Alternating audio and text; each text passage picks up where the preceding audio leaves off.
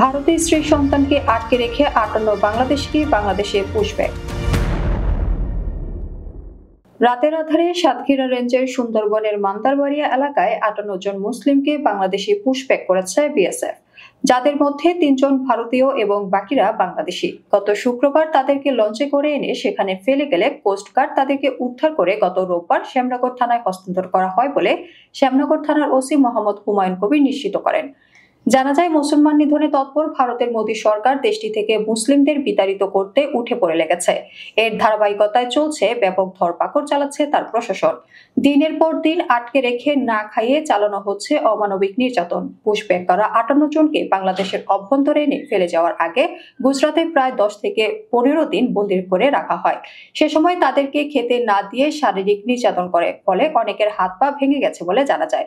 ফলে উদ্ধারের পর আহত সকলকে চিকিৎসার জন্য শ্যামনগর মুক্তিযোদ্ধা কমপ্লেক্স ভবনে রেখে চিকিৎসা সেবা সহ খাদ্য সামগ্রী প্রদান করা হচ্ছে।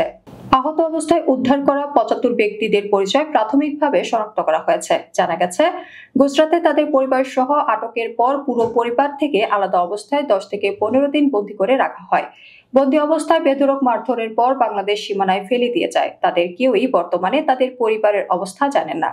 পুলিশ জানিয়েছে, বিএসএফ যে ৫৮ জনকে ফেলে রেখে গেছে তাদের মধ্যে ৭৫ জন বাংলাদেশি, ৩ জন ভারতীয় নাগরিক। এদের বাড়ি গুজরাট রাজ্যের আহমেদাবাদে। বাংলাদেশি তকমা লাগিয়ে এদেরকেও পুশব্যাক করেছে কট্টর মোদী সরকার। বন বিভাগের সাতক্ষীরা রেঞ্জের সহকারী বন সংরক্ষক মশিউর রহমান বলেন, ক্যাম্প থেকে তাকে জানানো হয়েছিল উদ্ধার হওয়া ব্যক্তিরা কয়েকদিন না খেয়ে থাকার কারণে অসুস্থ হয়ে পড়েছেন। তাদের মধ্যে একজনের হাত ভেঙে গেছে, আরো কয়েকজনের শরীর নির্যাতনের চিহ্ন ছিল। স্থানীয় প্রশাসনের সহায়তায় খাবার, স্যালাইন ও পানি নিয়ে তিনি সেখানে পৌঁছান। ভুক্তভোগীরা জানান, গত ২৬ এপ্রিল দেশটির ক্রাইম পুলিশ বস্তিতে বসবাসকারী ৫০০ থেকে ৬ জনকে আটক করে। এ সময় তাদের বস্তিটি ভেঙে গুড়িয়ে দেওয়া হয়। পরে তাদের একটি পুলিশ ক্যাম্পে নিয়ে যাওয়া হয়। সেখানে নিয়ে যাওয়ার পর নারী, পুরুষ ও শিশুদের আলাদা করে কয়েকটি ভাগে ভাগ করে এর মধ্যে ৫৮ জনকে একটি দলে রাখা হয়। পরে সেখান থেকে চোখ বেঁধে বিভিন্ন স্থানে নিয়ে যায়।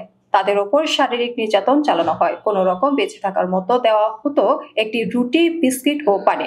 গত ৬ মে তাদের চোখ বেঁধে আহমেদাবাদ থেকে প্লেনে করে নিয়ে আসা হয় কলকাতায়।